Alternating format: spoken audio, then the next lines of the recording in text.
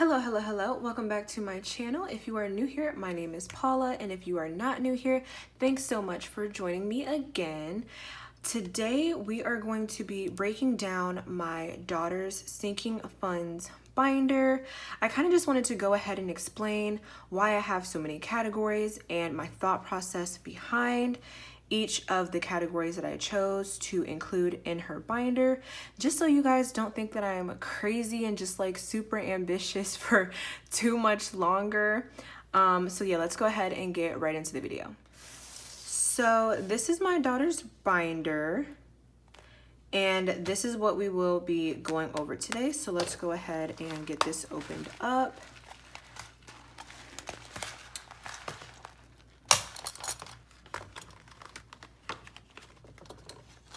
All right, and let's go ahead and get started. So first things first, we have hair. I'm just gonna go ahead and take this out just so we can maybe see this clearly. So yeah, I figured like whether or not your child has short, long, curly, or straight hair, there's usually some applicable expense when it comes to this category, whether, you know, it's gonna be a trim, a cut, some sort of style, any products that you may need, mousse, gel, curly hair creams. That is why I have a hair category. For me personally, I don't really know how to do my own hair, so I don't want my daughter looking crazy like me. So unless I want, like if I want her to be in anything other than a bun or a ponytail, I knew that I was gonna have to outsource this expense. So that is why I have a separate category for hair, and I'm just gonna go ahead and start saving for it now. The next category we have is clothes.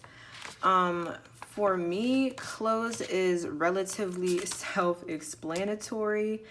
This can be for Sunday's best, uniforms, as well as, you know, the regular expenses when it comes to clothes. That is why I included clothes in her binder.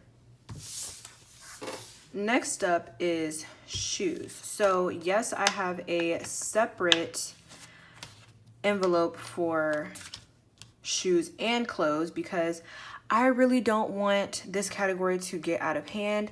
I am definitely somebody that, you know, likes the expensive Jordans, likes the expensive Nikes, likes expensive Birkenstocks, all of that and in between.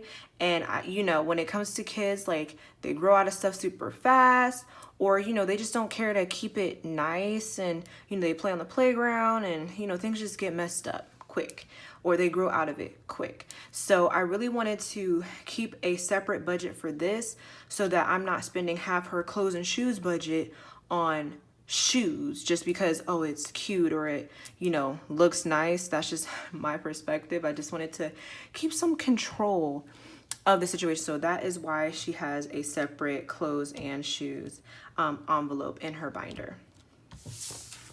Before we continue with the video, I definitely did want to go ahead and ask, which categories do you guys have in your kids' binders?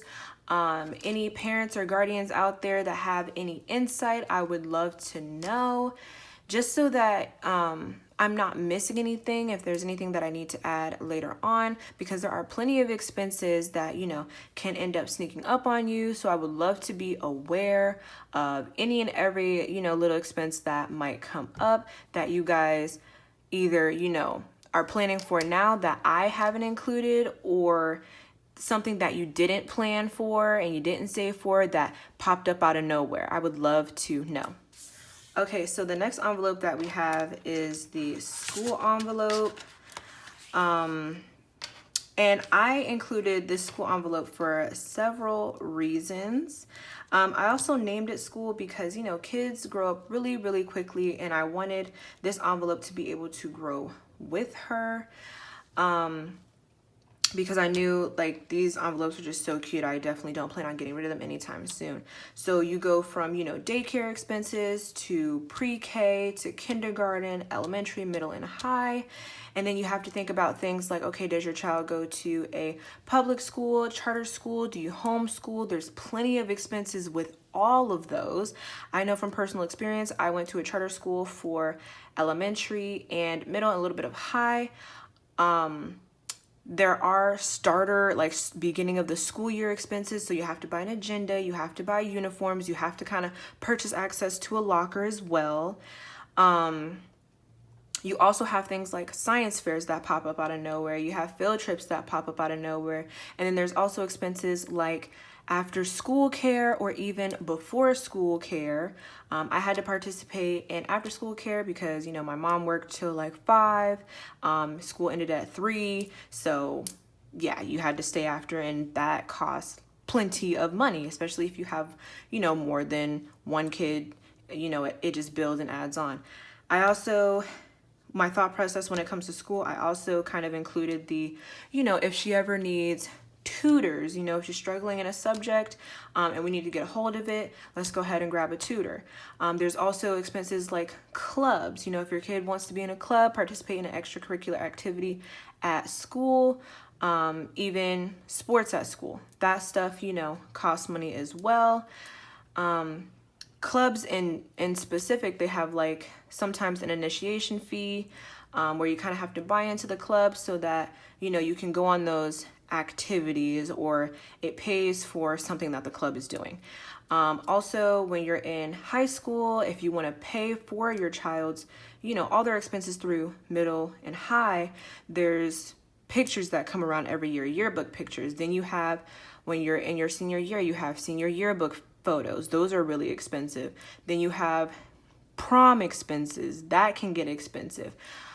Me in Florida, I went to high school in Florida. Well, I mean, I still live in Florida anyways. But yeah, my high school's in Florida. And so when you're in 12th grade, they do something called Grad Bash. I don't know if they do this everywhere, but it's like a really big trip, and all public schools, well, actually, I think it's public and charter schools, go to Universal Studios, and it's just a whole bunch of schools at the amusement park at once. And you're paying for the bus ticket. You're paying for the ticket into the place. You're paying for food, you know, that you get when you're there, and anything else that you want to spend money on during or before when you're planning for the trip. So yeah, you also have parents that like to pay their children for getting good grades, you know, as a little incentive to kind of keep your grades up and do well in school. So those are all the little things that, you know, just come out of the woodwork when it comes to school. And so I definitely want to be ready for any and all of those things that may end up happening. Next, we have Sport 1. So for me, I included Sport 1 and I have a Sport 2, right? So for me, I really wanted to be able to give my daughter an experience that I never got. I wanted her to experience life in a way that, you know, I was never able to. So I want her to be able to try any and every sport, any and every activity, and let me know what she doesn't want to be in and what she does want to be in. I want her to have the option. I don't want it to be well, we can't afford it, so you can't do it, because that's, you know, my experience. That's what I was told. And so I never really got to experience anything. I never really got to participate in anything. I did, however, I played one season of flag football when I was in 11th grade, but that was it. I had to stop. I couldn't do it for my senior year because I started working.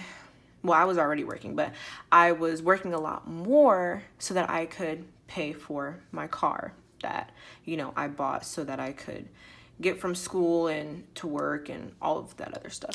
So that's why I have a sport expense. You could have this be Sport 1 and extracurricular 1, or just sports and then extracurriculars, because I also want her to, you know, experience an artistic side. So if she wants to be involved in choir, you know, we'll try that, or something like theater, you know.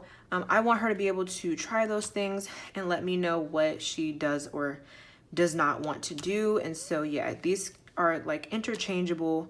But I know I at least want her in like 2 things at once. I want to keep her very busy, very active, very enriched. And so that's why I have these the way that I have. I'm already saving for sport one, because you can start swim lessons when you are 6 months old. I personally do not know how to swim, and so she's gonna know how to swim. So that's why I started saving for that. And then choir, that also can start when you're an infant. And then I think you can do gymnastics at 2, or there's 2-year-old soccer, and then or is it cheer? It's something like that. And then you have cheer at 3, and then all the other ones you kind of have to wait till you're 5. But there are plenty of things that you can be in, keep your child busy and active, and just live like a very healthy and enriched lifestyle. So that was very important for me to make sure that I'm saving for this stuff way sooner than later. So that's what that's for. So next thing is languages. So I personally know that it is extremely important to be bilingual, trilingual, whatever, as many languages as you can possibly learn them all. I definitely would like to start her in Spanish and ASL. I think that those are really the big ticket languages when it comes to finding jobs in the future. You know, they pay you more if you know a different language. I personally don't know any other languages. I tried learning Norwegian when, you know, like last year in college, but it's just like, you know, when you have all those college classes, it just didn't work out. So, you know, I want her to start this as soon as possible because the schools that are in my area, they don't focus on learning different languages. But that's really important to me. Schools in my area, they start you in Spanish in middle school, but it's like kids are sponges at 2 years old. That is when they need to be learning these languages, because I know I started learning Spanish and Turkish in middle school, and then I took 2 years of Spanish and I don't remember any Spanish. You know what I'm saying? So it's just like, I think it's just so important to have that background. That is definitely an asset. So I feel like that would just be very, very important. And you know what they say, like, the more languages you know, the easier it is to learn a new language and a new language and a new language. So especially if you plan on traveling, you know, your child can be your translator at this point. So you're not getting lost and into hairy situations. So I think that that is pretty cool. So that is why I'm saving for that separately, so that we can get into that when she is capable. Next we have birthday. Birthday is pretty self-explanatory. When it comes to my daughter, I just want her to, you know, feel very special and feel taken care of at all times. My birthday is in February. So, you know, Super Bowl Sunday would fall on my birthday sometimes.